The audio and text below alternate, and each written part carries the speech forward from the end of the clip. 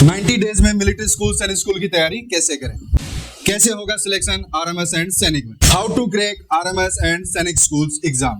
Questions वही होते हैं जो आपने पढ़े हैं अभी तक, जिस भी रेफरेंस बुक से पढ़े हैं क्वेश्चंस वही आने वाले एग्जाम में। लास्ट 10 इयर्स के आरएमएस एंड सैनिक के पेपर का सेट रखें एंड प्रैक्टिस के लिए 10 to 15 प्रैक्टिस सेट और रखें एंड प्रिपरेशन के लिए अपना एक फिक्स शेड्यूल बनाएं एंड उसको फॉलो करें। आपके सिलेक्शन के लिए पेरेंट्स का रोल इंपॉर्टेंट है। Yes, hello everyone. This is Umesh Chaudhary from SOS Defense Academy. आज it means सितंबर मंथ की लास्ट डेट 2024 में अपन बात करने वाले हैं दिसंबर 2024 में होने वाले आरएमएस एग्जाम के लिए एंड सैनिक स्कूल का जो जनवरी 2025 में होने वाला है उसके पेपर की प्रिपरेशन कैसे करें। अपने पास आज से अगर अपन अक्टूबर 1 से लगाएं तो 1 अक्टूबर से लेकर एंड दिसंबर या जनवरी के फर्स्ट वीक में जो एग्जाम होगा सैनिक स्कूल का, वहां तक अपने पास 90 डेज है।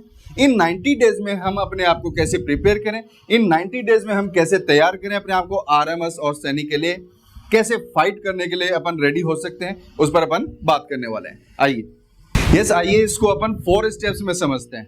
फर्स्ट अपने पास क्या है, कंटेंट। कंटेंट मींस बुक्स या स्टडी मटेरियल अपने पास क्या है, एंड प्रैक्टिस पेपर वगैरह, ठीक है, एंड स्टडी का जो टाइम शेड्यूल है ये, एंड ये है एक पेरेंट्स रोल। इन 4 स्टेप्स में अपन इसको समझते हैं कि 90 डेज में हम आरएमएस एग्जाम को कैसे क्रैक कर सकते हैं। स्टार्टिंग के जो 3 पॉइंट्स हैं, ये स्टार्टिंग के 3 पॉइंट्स हैं फॉर स्टूडेंट्स, ये स्टूडेंट के लिए होने वाले हैं, एंड ये एक इंपॉर्टेंट रोल जो रहने वाला है जिसपे मैं लास्ट वीडियो के लास्ट में बात करूंगा, वो पेरेंट्स पे बात करें। तो यस, इस कड़ी में अपन सबसे पहले बात करेंगे कंटेंट की, यानी कि आपके पास स्टडी मटेरियल क्या है। कंटेंट मींस स्टडी मटेरियल क्या है, उस पर बात करने वाला है। देखिए, जो बच्चे स्टार्टिंग से प्रिपरेशन कर रहे हैं, काफी टाइम से जुड़े हुए हैं, कुछ इंस्टीट्यूट से जुड़े हुए हैं, ठीक है, जो अलग अलग जगहों पर अलग अलग कोचिंगों में प्रिपरेशन कर रहे हैं, उन बच्चों के पास स्टडी मटेरियल अवश्य होगा, वो नोट्स वगैरह से पढ़ रहे हैं। बट जो बच्चे अभी से स्टार्ट करना चाह रहे हैं कि 90 डेज में हम प्रिपेयर कैसे करें अपने आप को, तो वो अपनी हेल्प कहाँ से लें, वो अपनी कौन सी बुक से प्रिपरेशन करें। तो उसके लिए देखिए, सबसे पहले मैं बात करूं मैथ सब्जेक्ट की। मैथ सब्जेक्ट की बात करें तो आप एनसीईआरटी की बुक ले सकते हैं। एनसीईआरटी जो आप अभी पढ़ भी रहे होंगे, स्कूल में जा रहे हैं सभी बच्चे, तो स्कूल में आपको एनसीईआरटी की बुक फॉलो करवाई जाती है। मैक्सिमम 6 स्टैंडर्ड, जो 5th स्टैंडर्ड या 6th स्टैंडर्ड की एनसीईआरटी की बुक है मैथ्स की, वो आप यूज कर सकते हैं। इसके अलावा आप मार्केट में काफ़ी रेफरेंस बुक अवेलेबल रहती हैं, रेफरेंस बुक मार्केट से आप परचेज कर सकते हैं। देखिए, इस बड़े प्लेटफॉर्म पे खड़ा होकर मैं किसी रेफरेंस बुक का, गाइड का नाम नहीं ले सकता, तो कोई भी आप बुक परचेज कर सकते हैं, या किसी इंस्टीट्यूट वगैरह से आप नोट्स अवेलेबल करा सकते हैं, ले सकते हैं। इस सब्जेक्ट को आप होल्ड रखें। आरएमएस की बात करें तो आरएमएस में इंग्लिश का बहुत ज़्यादा रोल रहता नहीं है, ठीक है। ग्रामर आप इसके लिए प्रिपेयर करें, जो कि अगर आप 20 क्वेश्चंस आरएमएस में अटेम्प्ट करते हैं, जो कि सही है, एनएफ है, ठीक है। तो आरएमएस के लिए इंग्लिश का ज़्यादा रोल रहता नहीं है, सैनिक में ज़रूर रहता है। तो मैथ्स, इंग्लिश, जीके की बात करें, अब अपन जीके की बात करते हैं। बहुत इंपॉर्टेंट रोल रहता है जीके का, आरएमएस हो चाहे सैनिक स्कूल का एग्जाम हो, तो उसके लिए इसके लिए आप एनसीईआरटी की बुक, 5th या 6th स्टैंडर्ड की एनसीईआरटी बुक, 6th के लिए, एंड 9th स्टैंडर्ड की जो एग्जाम दे रहे हैं बच्चे, वो 8th की एनसीईआरटी की बुक उनके लिए एनएफ है। तो एनसीईआरटी की बुक। अब इसमें भी अगर अपन बात करें तो ज्योग्राफी का रोल ज़्यादा रहता है देन हिस्ट्री का रहता है, ठीक है। पॉलिटी का रोल कम रहता है, प्लस करंट जीके इसमें बड़ा इंपॉर्टेंट पार्ट है। तो करंट जीके आप अपने पेरेंट्स की हेल्प ले सकते हैं, न्यूज़पेपर की हेल्प ले सकते हैं, ठीक है। करंट जीके के अलावा आप कोई रेफरेंस बुक की हेल्प या किसी इंस्टीट्यूट के नोट्स वगैरह की आप हेल्प ले सकते हैं, ठीक है। अब एक अलग से सब्जेक्ट रह गया आपके पास, रीजनिंग। रीजनिंग के लिए यस, आप अभी तक स्कूल्स में जाते हैं, आप लोग 5th में या 6th में या 8th या 9th में आप हैं, ठीक है। तो आपके पास रीजनिंग सब्जेक्ट बहुत सी मोस्ट ऑफ स्कूल्स में होता ही नहीं है।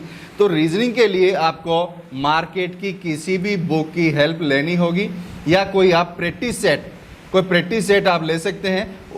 उससे 10 to 15 प्रैक्टिस सेट आप अगर आप सॉल्व करते हैं तो आपको ऑटोमेटिकली एक आइडिया आ जाएगा कि यस पेपर का लेवल या पेपर में किस टाइप के क्वेश्चंस पुटअप किए जाते हैं। देन आप एक कोई भी गाइड ले सकते हैं, उस गाइड से आप अपने आप को प्रिपेयर कर सकते हैं। तो ये बात थी अपनी कंटेंट के लिए या स्टडी के लिए हम क्या करें।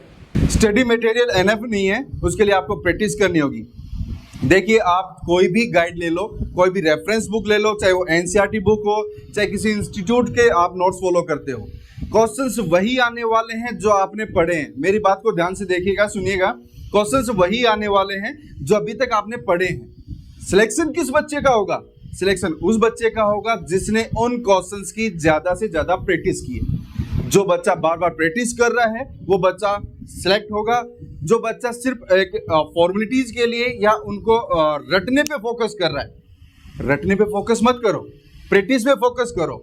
रटा हुआ क्वेश्चन आप भूल जाएंगे, रटे हुए क्वेश्चन में आप अटक जाएंगे। लेकिन जो बच्चा बार बार प्रैक्टिस कर रहा है, मिनिमम आपको 4 to 5 टाइम जो भी कंटेंट आपके पास है, जो सिलेबस आपके पास है, जो भी बुक्स है, उसका 4 से 5 बार आपको रिवीजन करना होगा। अगर आपने 4 से 5 बार रिवाइज किया है अपना सिलेबस, आप 100% सिलेक्ट होने वाले हैं। जैसे आप मान लीजिए, आप किसी भी बच्चे से अपन पूछते हैं टेबल्स बताइए, 8, 9, 12, 14, बच्चा इजीली बता पाता है। क्यों बता पाता है? क्योंकि उन टेबल्स की उस बच्चे ने बार बार प्रैक्टिस की है। कोई भी पेरेंट्स, कोई भी रिलेटिव्स आता है, उस बच्चे का आईक्यू चेक करने के लिए क्या करते हैं, बेटा 8 की टेबल बताइए, 12 की, 13 की टेबल बताइए। स्कूल में जाते हैं, टेबल्स, तो बार बार बच्चा उसको रिवाइज कर रहा है, प्रैक्टिस कर रहा है, ठीक है। इसलिए आप उस बच्चे से कभी भी आप पूछेंगे कि टेबल बताएं, तो बच्चा 100% बता पाता है। तो सेम वैसे ही उसी पैटर्न पे अपने को जो कंटेंट है, जो सिलेबस है, उसको बार बार रिवाइज करना है। ओके, यस, नेक्स्ट मुद्दे पे आते हैं। नेक्स्ट अपना है प्रैक्टिस पेपर। एटलीस्ट आपके पास 10 to 15 प्रैक्टिस सेट होने चाहिए, ठीक है। और लास्ट 10 to 15 ईयर्स के आपके पास पेपर होने चाहिए, यानी 20 to 30 आपके पास पेपर्स का सेट हो गया, ये आपके पास होना चाहिए। अब करना क्या है, इसके लिए आप अपने आप को वीक में ट्वाइस इन ए वीक में 2 बार आप अपने आप को टेस्ट लें, आप अपने आप का एग्जाम लें, ठीक है। उसके लिए आपके पास एक OMR होना चाहिए एंड एक आप अपना वॉच रखें। अपना जो एग्जाम आप ले रहे हैं, वीक में 2 बार आपको एग्जाम लेना है। एक आप रख सकते हैं वेडनेसडे को, एक आप रख सकते हैं संडे में, ठीक है, फ्री टाइम है। तो आप अपने वीक में 2 बार एग्जाम लें, उसके लिए आपके पास OMR होना चाहिए, उसके लिए आपके पास वॉच होना चाहिए। जो RMS का पैटर्न है, सेम RMS का पैटर्न फॉलो करें। वहां पर जो एग्जाम जितने टाइम के लिए होता है फिक्स, उस टाइम का आप एक अलार्म आप अपने वॉच में सेट कीजिएगा, ठीक है। OMR फिल कैसे करना है, स्टार्टिंग से लेकर जो RMS या सैनिक का पेपर का जो OMR का पैटर्न होता है, वैसी OMR आप अपने पास रखें, इजीली अवेलेबल हो जाती है, ठीक है। तो आप उस OMR को रोल नंबर कैसे फिल करना है नहीं, प्रैक्टिस कीजिएगा। अभी रोल नंबर आया नहीं, प्रैक्टिस कीजिएगा, ठीक है। नेम कैसे फिल करना है, सिग्नेचर कैसे करना है, ये कुछ फॉर्मेलिटीज जो सेट कौन सा है, वो सब आप उसमें फिल करना स्टार्ट करें। पेपर शार्प अपना एक फिक्स शेड्यूल बनाएं, उस शेड्यूल पे आप अपना पेपर स्टार्ट करें। जो RMS का पेपर का वो टाइम है, वो टाइम का एक अलार्म रखें, उस टाइम पे ही पेपर आपको सबमिट करना है, ठीक है। पेपर कंप्लीट नहीं हुआ, फर्स्ट पेपर नहीं होगा, सेकंड नहीं होगा, थर्ड नहीं होगा, फोर्थ नहीं होगा, फिर तो होगा ही होगा, ठीक है। 2-5 पेपर आपके टाइम पे अटेम्प्ट नहीं हो रहे, कोई बात नहीं, आप उस पेपर को सबमिट कर दो, छोड़ दो वहीं पे अपना, क्योंकि टाइम ओवर हो गया है, ठीक है।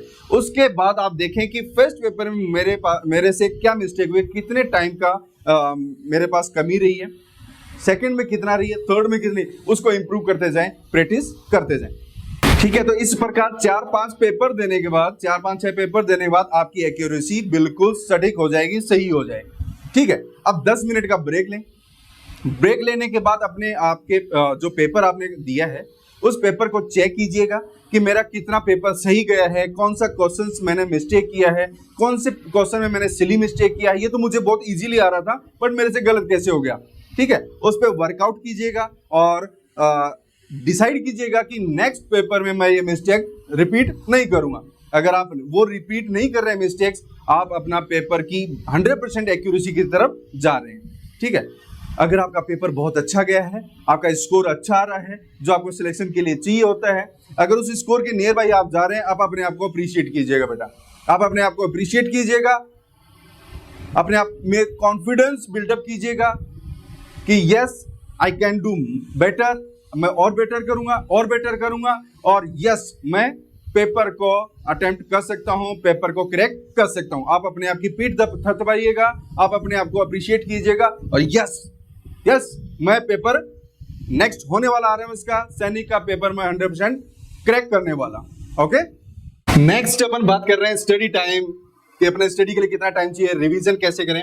ठीक है, तो इसमें देखिए फर्स्ट एक फिक्स्ड टाइम टेबल बनाएं आप, एक फिक्स्ड टाइम टेबल और एक और चीज फिक्स्ड अपना सिलेबस अकॉर्डिंग टू सिलेबस रखिएगा अपने पास में कि मेरा आरएमएस या सैनिक में मैथ्स का ये सिलेबस है, रीजनिंग का ये है, इंग्लिश का ये है, जीके का ये है, वो सिलेबस टॉपिक रखें अपने सामने और डिसाइड करें कि मैथ्स को मैं कितने डेज में कंप्लीट करूं। मान लीजिए 20 टॉपिक्स है, नियर बाई 20 टॉपिक्स होते हैं, मैथ्स हो चाहे रीजनिंग हो, बेटा कोई भी हो, 20 टॉपिक्स। फर्स्ट सिलेबस फर्स्ट आप रखेंगे 1 मंथ से मुझे एक बार सिलेबस कंप्लीट करना है। 30 डेज में 20 टॉपिक्स, एक टॉपिक एक दिन आप इजीली कवर कर सकते हैं। ठीक है, चाहे मैथ्स हो चाहे जीके हो रीजनिंग हो, टाइम तो आपको देना पड़ेगा। ठीक है, टाइम आपको देना पड़ेगा। इजी टास्क नहीं है, बहुत टफ भी नहीं है, बहुत पेपर इजी नहीं होने वाला है और बहुत टफ भी नहीं है। अगर आप फुल अपनी एक्यूरेसी के साथ 30 डेज फर्स्ट सिलेबस को आप 30 डेज देते हैं और एक बार अपना सिलेबस कवर करना चाहते हैं, यस आप कर सकते हैं। सेकंड रिवीजन अब आपको रखना है, सेकंड अब आप रिवाइज करेंगे। ये फर्स्ट सिलेबस कंप्लीट हुआ है और फर्स्ट रिवीजन आप कितने डेज का रखें, 15 डेज का रखें। 15 डेज में आप एक बार सिलेबस वापस रिवाइज करने हैं। सेकंड आप रखें 10 डेज का कि सेकंड राउंड में 10 डेज में 20 टॉपिक्स फास्टली मैं रिवाइज करने वाला हूं। थर्ड आप उसके बाद रखें 7 डेज। 7 डेज में इस टाइप से आप अपना एक शेड्यूल फिक्स कीजिएगा। फर्स्ट टाइम मुझे सिलेबस कवर करने के लिए इतने डेज चाहिए, फर्स्ट रिवीजन के लिए इतना, second revision, third revision, fourth revision, 3 से 5 रिवीजन का एक सेट आपको बनाना ही होगा। उस अकॉर्डिंग अपना स्टडी का एक प्लान कर लीजिएगा। देखिएगा आपको इतना खुद में कॉन्फिडेंस बिल्डअप हो जाएगा, यस यार ये एग्जाम होने वाला है तो यस मैं इसको करेक्ट करने वाला हूं। आप अपने आप को मच बेटर जानते हैं, ठीक है, कि मैं नाइट में स्टडी कर सकता हूं या मैं मॉर्निंग में अर्ली उठने के लिए रेडी हूं। मेरे हिसाब से नाइट में आप 11, 12, 1 o'clock जो भी है 90 डेज आप अपने आप को फुली डेडिकेशन के साथ 11 o'clock, 12 o'clock जो भी आपका कंफर्टेबल जोन है, 1 o'clock, 2 o'clock जितना आपसे हो पड़े वो आपको नाइट में स्टडी करना है। मॉर्निंग में क्योंकि छोटे बच्चे हैं, छोटे बच्चों के लिए मॉर्निंग में वेकअप इतना जल्दी हो नहीं सकता, थोड़ा प्रॉब्लम होता है। हो सकता है कुछ बच्चे मॉर्निंग में जल्दी उठते हो तो वो आप मॉर्निंग में अपना शेड्यूल बना सकते हो, बट जो भी आप शेड्यूल बनाए उसको इस बिहार पे डिवाइड करना है कि आपका सिलेबस कंप्लीट होने के बाद एटलीस्ट 4 टाइम आप उसका रिवाइज कर सकें। इसमें आप शेड्यूल फिक्स कीजिएगा कि मंडे वेडनेसडे को मेरा टेस्ट है, संडे को मेरा पेपर है, ठीक है। पेपर से पहले मुझे एक बार रिवीजन कंप्लीट करना है। मान लीजिए 6 डेज में आपने जो भी टॉपिक्स पढ़े, स्टार्टिंग फेज की बात कर रहा हूं, उसके बाद तो 10 डेज, 15 डेज या 7 डेज में तो आपको सिलेबस कंप्लीट करना है। फर्स्ट पेज में जो 30 डेज का है, 6 डेज में जो पढ़ा है, संडे को मेरा पेपर, आप अपना पेपर रखिएगा, मॉर्निंग में उसको रिवाइज कीजिएगा और संडे को नाइट में अपना पेपर रखो, इवनिंग में अपना पेपर रखो। और कैसे करना है जो मैंने आपको यहाँ पे बताया उस हिसाब से अपने आप को फिल करना है, उस हिसाब से अपने आप को प्रिपेयर करके एग्जाम दे के अपने आप को चेक करना है कि मैं कहाँ स्टैंड कर रहा हूँ, ठीक है बेटा। ये करने के बाद, ये फॉलो करने के बाद उठा लीजिएगा लास्ट 10 इयर्स 15 इयर्स के पेपर, चाहे आरएमएस हो, चाहे सैनिक हो, चाहे आपको कोई वर्कशीट मिल रही हो, या लास्ट 10 to 15 इयर्स के आपके पास प्रैक्टिस पेपर है, उठाइए, लग जाओ, डेली के 2-2, 3-3 पेपर अटेम्प्ट करो, कोई नहीं रोकने वाला आपको, ठीक है। कोई भी बुक्स, कोई रेफरेंस बुक, कोई भी गाइड मिली जहां भी मैथ्स, रीजनिंग, जीके के क्वेश्चंस मिले, उनको करने के लिए लग जाओ, आपका सिलेक्शन कोई नहीं रोकने वाला। तो ये 3 मुद्दे जिन पे मैं बात किया हूं, ये तीनों मुद्दे बच्चे से रिलेट करते हैं, बच्चे के लिए हैं। एक 4th मुद्दे पे मैं बात करने वाला हूं जो पेरेंट्स के लिए है। मैं ड्यू टू रेस्पेक्ट पेरेंट्स इसको अदरवाइज नहीं लें, मेरे से नाराज नहीं हो, ठीक है। आरएमएस सैनिक का एग्जाम बहुत बड़ा एग्जाम नहीं है। बच्चे को किसी इंस्टीट्यूट के हवाले कर दिया, किसी ट्यूटर के हवाले कर दिया कि ठीक है ये फिजिक्स केमिस्ट्री या इतना टफ लेवल नहीं है कि आप उसकी हेल्प नहीं कर सकते। आपको उसकी हेल्प करनी होगी। आपको अपने बच्चे के साथ at least 1 to 2 hours daily spend करना होगा बच्चे के साथ, ठीक है। अगर आप इतना नहीं कर सकते तो आप बच्चे से उम्मीद नहीं कर सकते कि 7 to 8 आवर्स वो स्कूल या कोचिंग पढ़कर घर आकर वो आपको 4, 5, 6 आवर्स सेल्फ स्टडी करे और आपको सिलेक्शन दे दे। आप अपने बच्चे के लिए 1 to 2 आवर्स निकाल सकते हैं। यस, माना 1 to 2 hours daily 1 to 2 hours बच्चे के साथ स्पेंड कर सकते हैं। मैं ये नहीं कह रहा हूं कि आप मैथ्स लेके बैठे हैं, उस बच्चे को पढ़ाएं, रीजनिंग पढ़ाएं, जीके पढ़ाएं। मे बी सभी पेरेंट्स कैपेबल ना पढ़ा पाए। आप बच्चे को केयर कर सकते हैं, बच्चे को चेक कर सकते हैं। बेटा, कल आपने मैथ्स में कौन सा टॉपिक किया, आज कौन सा टॉपिक करने वाले हो, कल आपने जीके में क्या लर्न किया था, इंग्लिश में क्या किया था, रीजनिंग में क्या प्रैक्टिस की थी, मुझे चेक कराओ। आप बच्चे को चेक कर सकते हैं, आप बच्चे के साथ बैठ सकते हैं, आप बच्चे की पीठ थपथपा सकते हैं, ठीक है। और बच्चे को अप्रिशिएट करने की जगह आप अप्रिशिएट कर सकते हैं। हल्का फुल्का जहां डांटना है, बच्चा गलत डायरेक्शन में जा रहा है, गलत कर रहा है, वहां आप थोड़ा सा उसको डांट सकते हैं, ठीक है। बट आप बच्चे को टाइम नहीं दे, ये पॉसिबल नहीं है। बच्चा इतना मैच्योर नहीं है, इस छोटी सी एज में 6 स्टैंडर्ड के लिए पेपर दे रहा है, 9 स्टैंडर्ड के लिए पेपर दे रहा है बच्चा। तो बच्चा इतना समझदार नहीं है कि वो अपनी सेल्फ स्टडी करे और उसको इतना अपने फ्यूचर को लेके, ठीक है, इस एग्जाम को लेके उतनी अवेयरनेस नहीं है कि यस मुझे सेल्फ स्टडी करनी ही होगी। आपकी गाइडेंस में, आपकी हेल्प से वो बच्चा वो कर सकता है जो आप चाहते हैं। अगर आपने बच्चा हॉस्टल में डाला हुआ है, किसी इंस्टीट्यूट में हॉस्टल में, किसी स्कूल के हॉस्टल में डाला हुआ है, देन मैं ये बात नहीं कहूंगा। अदरवाइज अगर आपका बच्चा बोर्डिंग में है, आपके पास रह के स्टडी कर रहा है, आपके साथ रहते हुए ट्यूशन कर रहा है, तो यस आपकी ये मॉरल ड्यूटी बनती है। तो यस मेरी पेरेंट्स से अपील रहेगी कि आप अपने बच्चे को किसी के हाथ में सौंप कर फ्री नहीं होइएगा। आप ट्यूटर को पकड़ाकर इंस्टीट्यूट में बच्चे को डालने के बाद आप फ्री नहीं होएगा। आपकी भी मॉरल ड्यूटी है, आपका भी ड्यूटी बनता है कि आप बच्चे को डेली बेसिस पर चेक करें। यस, माना कि बहुत से पेरेंट्स आप बिजी हैं, आप वर्क करते हैं, आप जॉब करते हैं, 7 to 8 आवर्स बाहर रहते हैं, उसके बाद थक हार कर आप घर आते हैं, ठीक है, तो आप बच्चे को टाइम नहीं, बहुत से पेरेंट्स का ये एक्सक्यूज ही रहता है, उसके बाद हम टाइम नहीं दे पाते हैं सर, हम जॉब वाले हैं, हम गवर्नमेंट जॉब में हैं, हम प्राइवेट जॉब में हैं, हम वर्क करते हैं, थक जाते हैं, थकने के बाद हम बच्चे को कहां से टाइम दें। डियर सर, आप भी बच्चे से फिर उम्मीद ये ना करें कि बच्चा 7 to 8 आवर्स इंस्टीट्यूट या कोचिंग में या किसी स्कूल में पढ़ के आ रहा है, वहां से आने के बाद बच्चे से आप ये उम्मीद कर रहे हैं वो 4 to 5 या 6 आवर्स सेल्फ स्टडी करे और बच्चा आराम से नहीं करे। वो 4 से 5 घंटे की आप अपन उससे उम्मीद कर रहे हैं कि पढ़े घर पे बच्चा।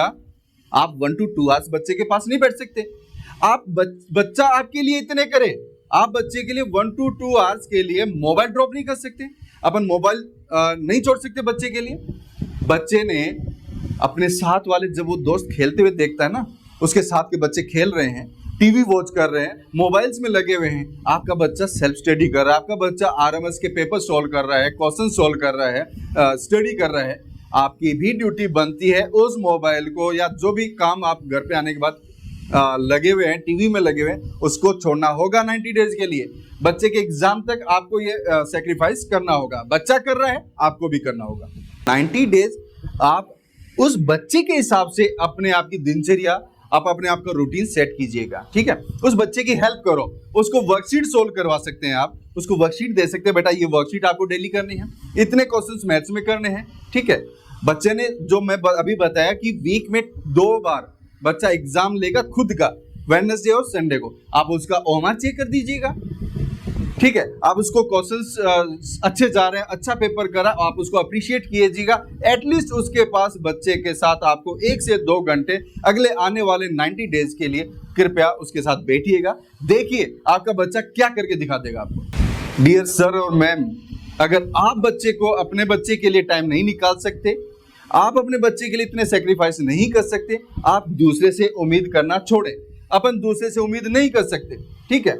बी पॉजिटिव, बच्चे को भी, पेरेंट्स को भी, घर का माहौल, उसका स्टडी का माहौल पॉजिटिव रखना है। डेली बच्चे को बूस्ट कीजिएगा कि यस बेटा आप अच्छा जा रहे हैं, आप अच्छा कर रहे हैं। देखिए पहले इतने क्वेश्चंस रॉन्ग होते थे, अभी आपकी एक्यूरेसी इतनी आ गई है, पहले इतना टाइम बच रहा था, ठीक है, और इतने क्वेश्चंस आपके छूट रहे थे, बट आपकी एक्यूरेसी अभी ऑलमोस्ट 100% हो गई है। तो आप इस टाइप से टाइम टू टाइम बच्चे को बूस्ट कीजिएगा, टाइम टू टाइम बच्चे को मोटिवेट कीजिएगा, उसको अप्रिशिएट कीजिएगा। कुछ अगर बच्चा अच्छा कर रहा हो उसको गिफ्ट दीजिएगा।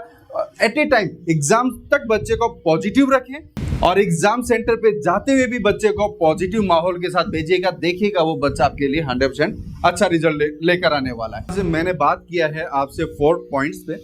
कंटेंट, आरएमएस सैनिक का पेपर क्रैक करने के लिए अपने पास कंटेंट या बुक्स कैसी हो, नोट्स कैसे हो, कितने 10 to 15 ईयर्स के पास अपने पास प्रैक्टिस पेपर हो या ओल्ड पेपर्स हो जो आरएमएस सैनिक में हुए हैं प्रीवियस ईयर्स के, स्टडी का टाइम शेड्यूल अपना फिक्स हो और टाइम टू टाइम कैसे रिवाइज करें उसके लिए यहाँ पे अपन ने डिस्कस किया। और एक अपील मैंने पेरेंट्स के साथ की कि आप अपने बच्चे को कैसे कोऑपरेट करें, कैसे सपोर्ट करें। तो यस, वीडियो अच्छा लगा हो और इंफॉर्मेटिव लगा हो तो वीडियो को लाइक कीजिएगा।